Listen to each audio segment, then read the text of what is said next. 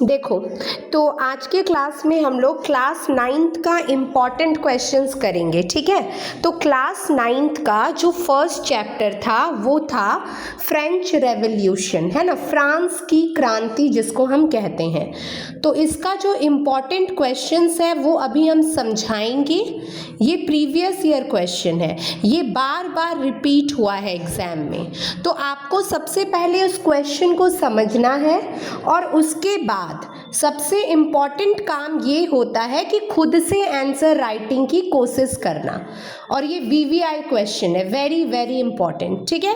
तो first question जो है वो हम देख रहे हैं। फर्स्ट क्वेश्चन लिखा है, describe the divisions in French society before the French revolution. यानी कि फ्रांस की क्रांति से पहले जो फ्रांस की सोसाइटी थी, फ्रेंच सोसाइटी थी, वो कैसी थी, उसको आप डिस्क्राइब कीजिए, है ना, अपने ओन वर्ड्स में। तो सबसे पहले we know that French society was divided into 3 states.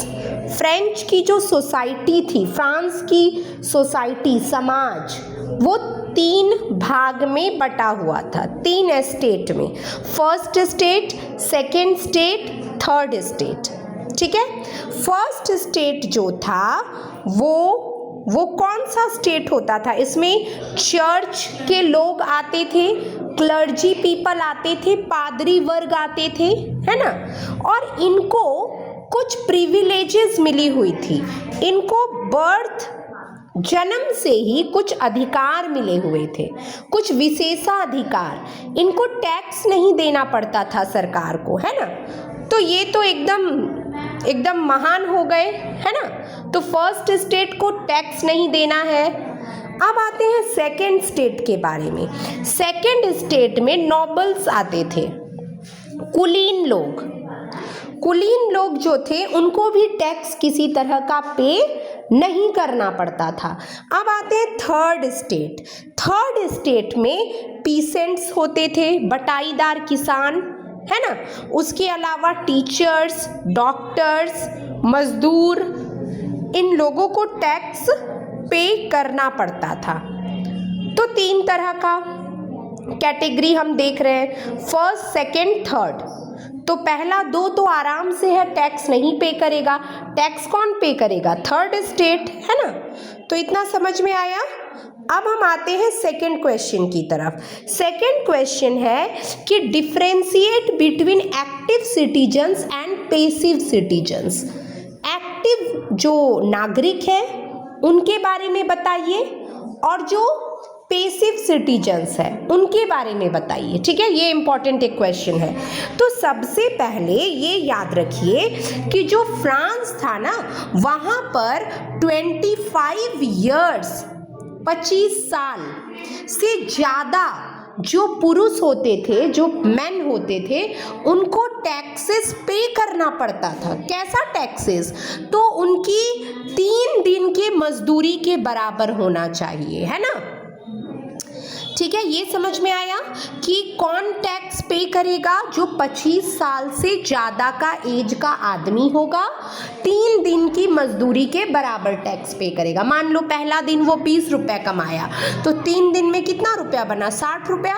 तो उसको 60 रुपया पे करना पड़ेगा, ठीक है। वो एक्टिव सिटीजन मानेगा, उनको माना जाएगा, और एक्टिव सिटीजन ही वोट देगा। एक्टिव सिटीजन्स ही वोट देगा, है ना, ये आपको याद रखना है। अब मेरी बात को सुनिए। अब क्या है कि जो लोग टैक्स पे नहीं करते हैं, ऐसे आदमी जो 25 साल के एज से ऊपर तो है लेकिन वो टैक्स पे नहीं करते हैं, और औरतें, विमेन, चाइल्ड, वो लोग कौन सा सिटीजन होगा? पैसिव सिटीजन होगा। समझ में आ रहा है? तो एक्टिव और पैसिव सिटीजन आपको समझ में आ गया, है ना। अब थर्ड नंबर क्वेश्चन क्या है? What was the guillotine and how was it used? Guillotine क्या है और वो कैसे यूज़ होता था। तो आपको पता था कि जब रॉबस्पियर आया था तो उस समय जो गुलेटिन था ना, वो एक मशीन था, वो इंसान जो है उसके गले को काट देता था। ऐसा मशीन था जिसमें अगर आप गला रखिएगा तो आपका जो गला है वो धड़ से आपका अलग हो जाएगा। ऐसा मशीन था, सोचो। और इसको डॉक्टर गुलेटिन बनाया था, है ना। तो the guillotine was a device consisting of 2 poles and a blade. इसमें 2 पोल्स रहता था और बीच में ब्लेड रहेगा, और इससे इंसान का सर क्या हो जाएगा, कट जाएगा। ये कौन यूज़ किया था, रॉबस्पियर यूज़ किया था। कब यूज़ किया था, जब उनका जो शासन था, उनका जो टाइम पीरियड था वो कैसा था, रेन ऑफ टेरर। मतलब रेन ऑफ टेरर मतलब क्या, आतंक का शासन था, है ना। उस समय वो पनिशमेंट देने के लिए यूज़ करता था, कंट्रोल। बताओ, ऐसा भी पनिशमेंट होता था जिसमें इंसान का गला ही अलग कर दे, है ना। और लास्ट में वो भी इसी मशीन में जाके मरा था, रॉबस्पियर, है ना। तो इस तरह से ये मशीन था, है ना। इसका यूज़ ज़्यादातर रॉबस्पियर किए थे। अब आते हैं नेक्स्ट क्वेश्चन की तरफ। नेक्स्ट क्वेश्चन है, explain any 5 features of the constitution of 1791। तो 1791 में फ्रांस में नेशनल असेंबली ने एक कॉन्स्टिट्यूशन बनाया था। हमारे इंडिया में कौन बनाया था, हमारे इंडिया में कॉन्स्टिट्यूंट असेंबली बना था ना, जिसमें ड्राफ्टिंग कमेटी था, डॉक्टर BR अम्बेडकर उसके फादर थे, है ना। तो हमारे इंडिया में भी बन के तैयार हुआ 1950 को, उसको क्या किया गया, लागू किया गया पूरे देश में। तो 1791 में नेशनल असेंबली ने कॉन्स्टिट्यूशन का ड्राफ्ट बनाया था, है ना। तो ये जो इसका मेन फीचर्स क्या था, इसकी विशेषताएं क्या क्या थी। तो सबसे पहला क्या था, बताओ। सबसे पहला ये था कि फ्रांस को एक कॉन्स्टिट्यूशनल मोनार्की कहा गया। मतलब फ्रांस में राजा का शासन तो है, लेकिन वो संविधान भी रहेगा, कॉन्स्टिट्यूशन भी रहेगा, है ना। अब यहाँ पर क्या किया गया कि यहाँ पर लेजिस्लेचर, एग्जीक्यूटिव और जुडिशियरी बनाया गया। मतलब विधायिका, कार्यपालिका और न्यायपालिका। लेजिस्लेचर क्या होता है, लेजिस्लेचर होता है जो कानून क्या करता है, बनाता है। विधायिका कानून बनाएगा वो, संसद। एग्जीक्यूटिव क्या होता है, कानून को लागू करने वाला, कार्यपालिका। और न्यायपालिका, जुडिशियरी कौन होगा, कोर्ट, जो न्याय देता है ना। और इसमें National Assembly was given the power to make laws. अब यहाँ पर कौन कानून बनाने का काम किसको सौंपा गया, नेशनल असेंबली को। हमारे देश में कानून कौन बनाता है, हमारे देश की संसद, है कि नहीं। तो इस तरह से ये फ्रेंच में कॉन्स्टिट्यूशन बना था 1791 में। अब आते हैं रेन ऑफ टेरर, आतंक का शासन किसको कहते हैं। तो रेन ऑफ टेरर, आतंक का शासन क्या है। तो आपको पता है कि जब रॉबस्पियर आया था 1793 से 94 में, है ना, तो वो रेन ऑफ टेरर के अंदर आया था। इसमें रॉबस्पियर ने क्या किया था, बहुत कड़ा पनिशमेंट लाया था कि अगर कोई भी इंसान उनकी बात को नहीं मानेगा, उनके कंट्रोल में नहीं होगा, तो उसके सर को क्या कर दिया जाएगा, अलग कर दिया जाएगा, है ना।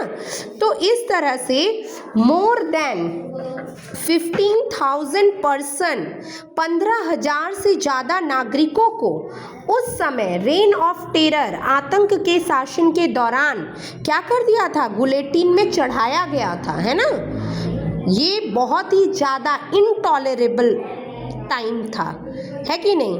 और फाइनली रॉबस्पियर को जुलाई 1794 में गुलेटिन मशीन में चढ़ा दिया गया और आतंक के शासन का, रेन ऑफ टेरर का क्या हो गया, अंत हो गया।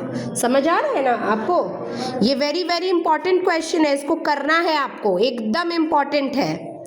अब आते हैं कुछ शॉर्ट टाइप क्वेश्चंस जो कि वेरी वेरी इंपॉर्टेंट है। आपको पता है कुछ फिलोसोफर थे जिन्होंने बहुत सारी बातें कही थी। फिलोसोफर को हिंदी में दार्शनिक कहा जाता है। तो वो कौन कौन थे? मॉन्टेस्क्यू थे, रूसो थे, है ना। तो ये सारे फिलोसोफर थे, दार्शनिक थे, जिन्होंने अपनी बातों को अपनी किताब के द्वारा लोगों तक फैलाया, है ना। उन्होंने बुक लिखा।